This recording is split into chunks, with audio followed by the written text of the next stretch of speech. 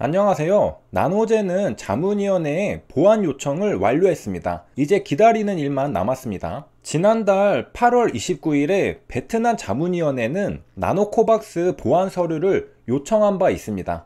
그리고 현지 시간 9월 5일 베트남 언론에 따르면 나노젠은 안정성 데이터와 면역원성 데이터를 자문위원회에 제출했습니다. 보안 서류를 제출한 것이죠. 임상시험을 주도한 박사는 말했습니다. 지난달 29일에 요청한 필수 서류를 모두 보완했다. 이로써 나노젠은 자문위원회에 보안 요청을 완료한 것으로 보입니다. 박사는 이어서 말합니다. 9월 초에 긴급사용 승인을 받길 희망한다. 보안자료 요청 뉴스가 나왔을 때는 자료 제출이 9월 중순에 완료될 거라 예상이 있었는데요. 나노젠이 빠르게 자료를 제출하다 보니 긴급사용 승인 결과를 9월 초에 받을까 기대하게 되었습니다. 속도감이 있는 나노젠입니다. 예상보다 빠르죠? 9월 초면 지금 이 시간이 9월 초입니다. 9월 6일이잖아요. 이렇게 우리의 예상보다 빠르게 베트남 긴급사용 승인을 기다릴 수 있게 되었습니다. 이번 시간에는 긴급사용 승인에 대해 복습해보고 좀 더 자세히 알아보는 시간을 갖겠습니다. FDA의 긴급사용 승인과 정식 허가에 대해 공부하겠습니다.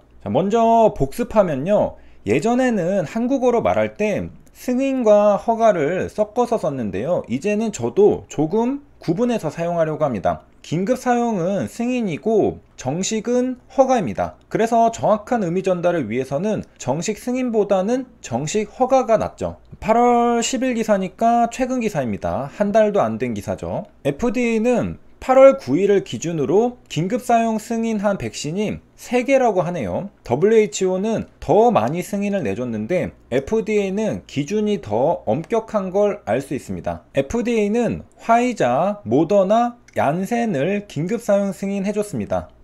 아스트라제네카는 빠진 걸 알 수 있습니다. 세계적으로 백신 접종이 많이 이루어진 백신 중 하나인데도 FDA는 긴급사용 승인을 해주지 않았습니다. 혹시 영국 백신이라 견제한 건가요? 화이자, 모더나, 얀센 모두 미국 백신입니다.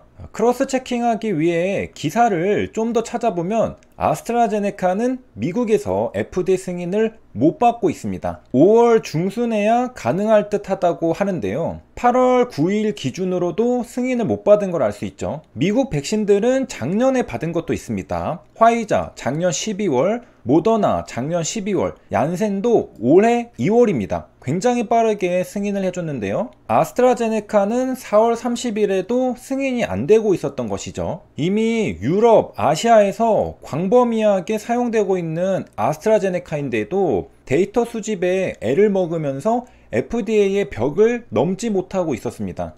글로벌하게 공급되고 있던 아스트라제네카라서 이미 데이터는 충분할 텐데 역시 미국 FDA가 요구하는 기준을 맞추기는 쉽지 않다고 합니다.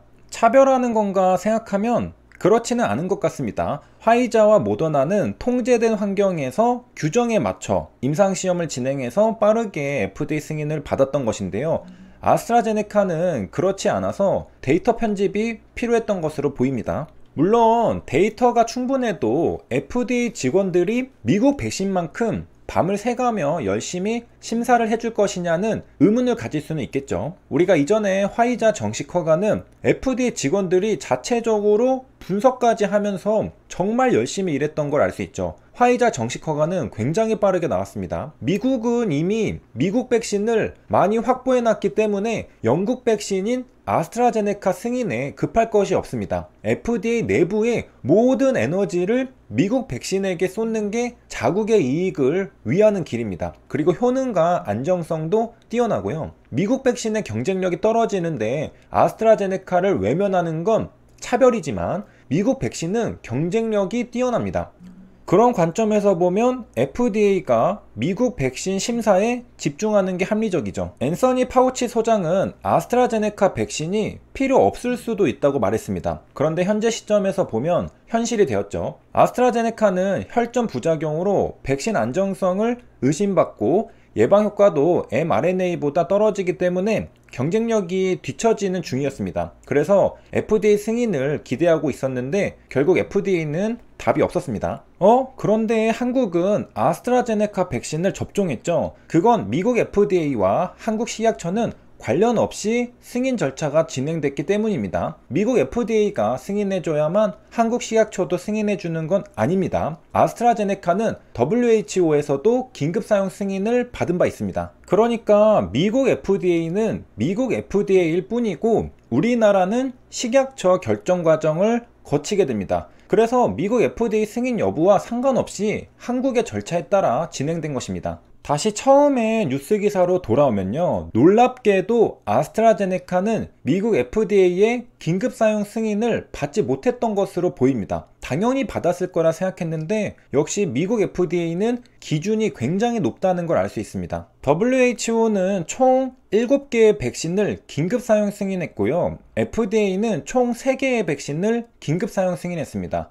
이것만 봐도 WHO보다 FDA가 더 기준이 높다는 걸 알 수 있습니다. 그러니까 FDA 승인을 받았다는 건 정말 의미가 크다는 걸 알 수 있죠. WHO 승인도 글로벌 승인이지만 FDA 승인은 곧 궁극의 글로벌 승인입니다. 이런 관점에서 보면 FDA 승인이 계속 연기되고 있는 노바백스도 어쩌면 실력이 모자란 기업은 아니라고 볼 수 있습니다. 오히려 FDA의 기준이 너무 높기 때문에 고전을 면치 못하는 것이죠. 마지막 단계입니다. 제조 과정에서 브레이크가 걸렸는데 노바백스 CEO는 서류 작성 작업을 마무리하는 정도의 문제라고 해명했습니다. 가디언은 34년 동안 백신을 출시해보지 않은 노바백스라고 말하네요. 그러니까 노바백스는 처음 제대로 해보려는데 통과해야 하는 기준이 세계에서 가장 빡센 FDA 기준입니다. 당연히 어렵겠죠. 그리고 이런 소식이 있습니다. FDA가 향후에는 긴급사용 승인이 아니라 정식 허가 절차를 진행한다고 합니다. 이미 화이자, 모더나, 얀센 등 백신을 충분히 확보했기 때문에 이제는 긴급한 상황이 아니라는 겁니다. 긴급해서 긴급사용 승인을 해줬던 건데 이제는 심사 기준을 다시 높여서 정식 허가를 통해서만 백신을